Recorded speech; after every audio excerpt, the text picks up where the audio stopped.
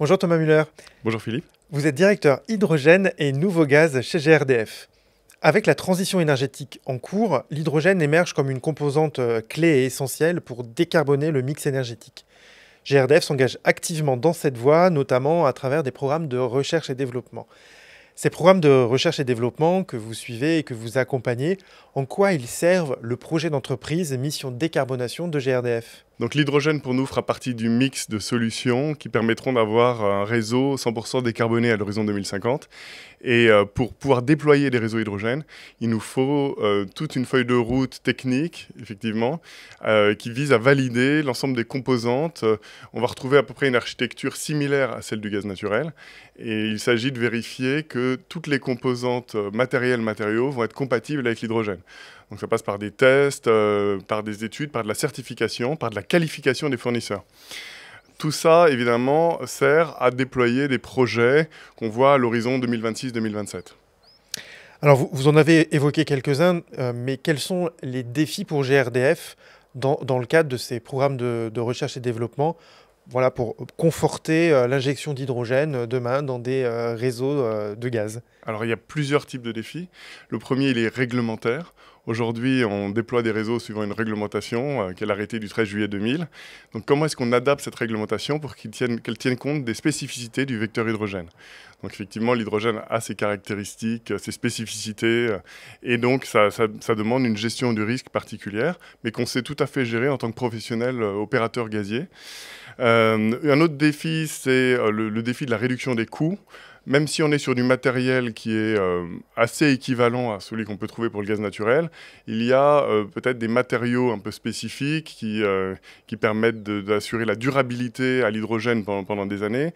Effectivement, les fournisseurs vont aussi nous faire payer un premium qui correspond à l'arrivée de nouveaux matériels, etc. Donc la question, c'est comment est-ce qu'on se garantit qu'on a une solution compétitive de bout en bout et qui s'optimise avec le temps en fonction des configurations. Donc on veut servir les marchés de l'industrie et de la mobilité. Effectivement, on va avoir des composantes type des compresseurs ou d'autres éléments du réseau qui vont différer un petit peu entre les marchés. Mais l'idée, c'est d'avoir une diversité de solutions techniques et de fournisseurs pour y répondre. Vous nous avez évoqué un certain nombre de défis techniques que l'on va devoir, au sein de GRDF, que l'on va devoir relever pour avancer sur ces programmes de recherche et développement. Il y en a un également que vous suivez plus particulièrement au sein de votre direction. Oui, et c'est en lien, je dirais, avec notre activité d'opérateur de réseau. C'est la maîtrise de la qualité de l'hydrogène. Donc c'est vrai qu'on a beaucoup de travaux de qualité du gaz et qui permettent de contrôler que le produit qui est livré est compatible avec nos spécifications de réseau. Donc la qualité de l'hydrogène sera un sujet. Et aujourd'hui, c'est un sujet même qui est en discussion au sein des instances européennes et nationales pour savoir quel sera le degré de pureté qui sera imposé aux opérateurs de réseau. Donc on parle de 98% de pureté d'hydrogène ou 99,5%. Donc c'est encore en débat. Quoi qu'il en soit, il est certain que la maîtrise de cette qualité et ensuite le besoin d'épurer de manière encore plus importante l'hydrogène pour les besoins du client final seront des briques clés pour satisfaire complètement aux besoins et s'assurer de la compatibilité entre l'hydrogène et les usages finaux. Et donc ça, c'est un point sur lequel on travaille activement. Vous évoquez les usages et les défis à relever. Aujourd'hui, on a des projets qui sont concrètement sur le terrain, déjà mis en place ou déjà expérimentés. Quels sont ces projets et qu'est-ce qu'on peut en déduire aujourd'hui? Alors, dans les années 2018 à 2000, on a injecté de l'hydrogène dans les réseaux sous forme de mélange. C'était le projet GRID qui a eu lieu dans le nord de la France. Aujourd'hui, notre première réalisation sur de l'hydrogène pur, c'est une plateforme de formation qu'on a mis en œuvre sur le campus d'énergie formation à Saint-Étienne-de-Montluc.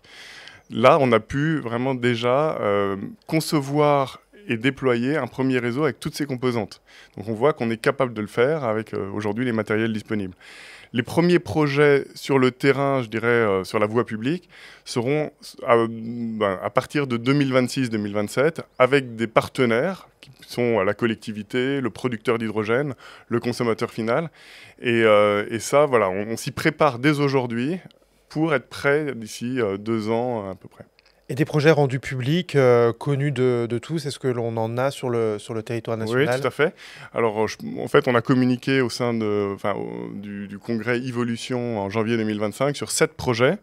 Donc, je vais en citer quelques-uns. Il y a le projet Imagine en région Auvergne-Rhône-Alpes, où on va venir relier une unité de production qui est sur l'aéroport de Lyon avec une station de mobilité à proximité, opérée par la société Impulsion.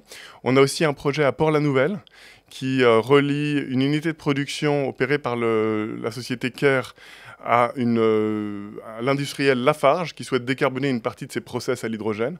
Donc là, on est sur une application industrielle.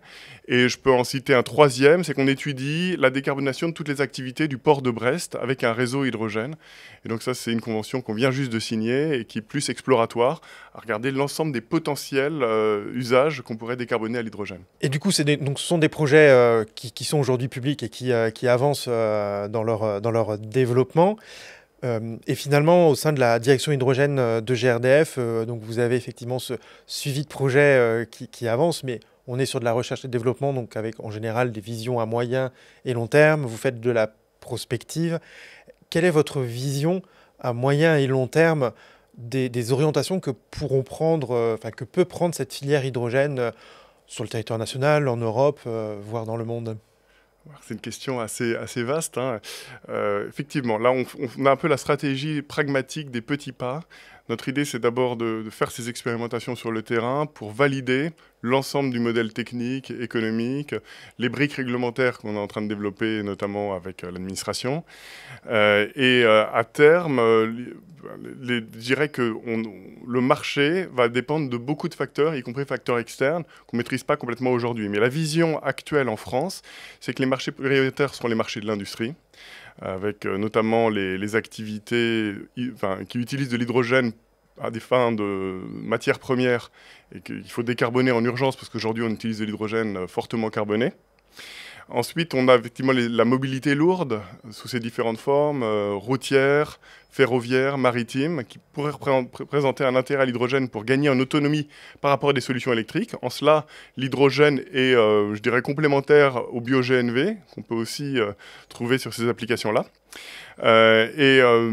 On aura effectivement ensuite dans un horizon plus lointain, la possibilité aussi de raccorder des bâtiments. Mais je dirais que ce n'est pas la première application en France, puisque le bâtiment, il y a d'autres alternatives aujourd'hui qui nous semblent plus crédibles pour décarboner, y compris avec le biométhane. Mais effectivement, les solutions électriques aussi feront partie de la solution. Donc on est vraiment sur un des marchés qui vont se développer et qui se développeront. Ça va vraiment dépendre du coût auquel on est capable de produire l'hydrogène et de la disponibilité des énergies renouvelables pour le produire. Et ça, aujourd'hui, voilà, on voit qu'on avance à petits pas, on a des scénarios prospectifs, mais ça va dépendre de la maturité technologique des solutions, des coûts et des moyens mis sur la table par l'État pour soutenir ces solutions. Donc, on se prépare à tous les scénarios, on sera prêt, nous, à raccorder en fonction des opportunités. En tout cas, une perspective assez enthousiasmante aussi sur la capacité que pourra avoir GRDF à suivre et accompagner ces projets. Merci beaucoup Thomas Müller pour ces éléments. Vous nous avez effectivement donné des perspectives très enthousiasmantes pour la stratégie hydrogène qui pourrait être mise en place par la filière gaz. Et du coup, nous allons pouvoir effectivement suivre avec attention l'ensemble des projets que vous avez pu nous évoquer aujourd'hui. Merci. Avec plaisir.